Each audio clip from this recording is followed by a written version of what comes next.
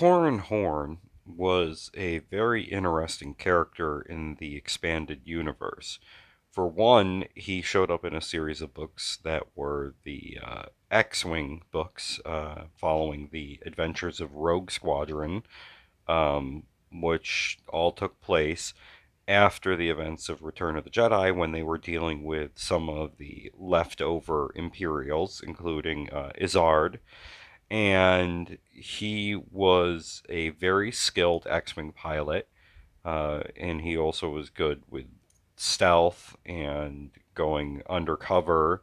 Um, he spent time being trained as a Corellian security officer, and that was all stuff that occurred before he went to be trained by Luke Skywalker, because he also had Force abilities. But uh, his family line were a very particular type of Jedi.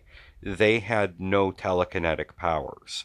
Instead, they had more advanced mental power, so better telepathy, and they could also communicate with animals better than most of the other Jedi and actually have them obey them.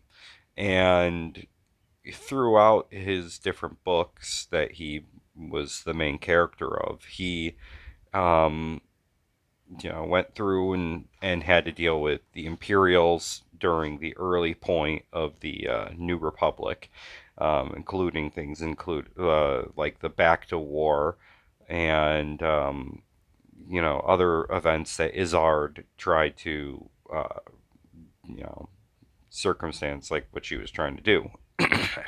And then he went in for training, and in the book I Jedi, he had assumed a fake name because he um, didn't want his name to be out there at this time. And he was training for a while, but then he got word that his wife was kidnapped. So he had to go and continue being undercover, but go to a different planet, try to find what happened. And he went through this journey where he had to go save her.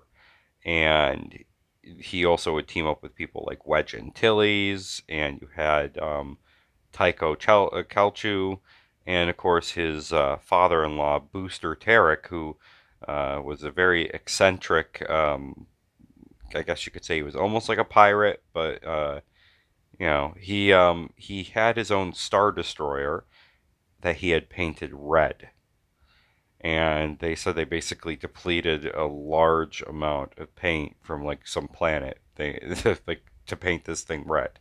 And that's, it's like, man, that's pretty freaking funny.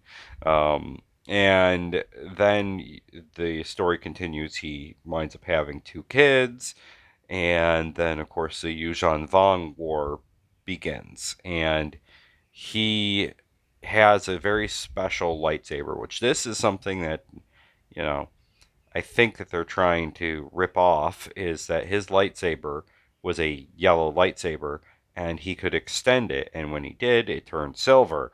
And I feel like, isn't Rey's new lightsaber a yellow lightsaber? Um, it's the color of the blade in the expanded universe was tied to the type of Jedi you were, with green being those who became more in tune with the Force, where blue was more, they were better with combat, and of course you had red when you turned to the dark side, but then there were purple and yellow and, you know, white. There were a lot of different colors, and they had different meanings, and I don't think that in the new books that or anything, I don't know how much that still is in play.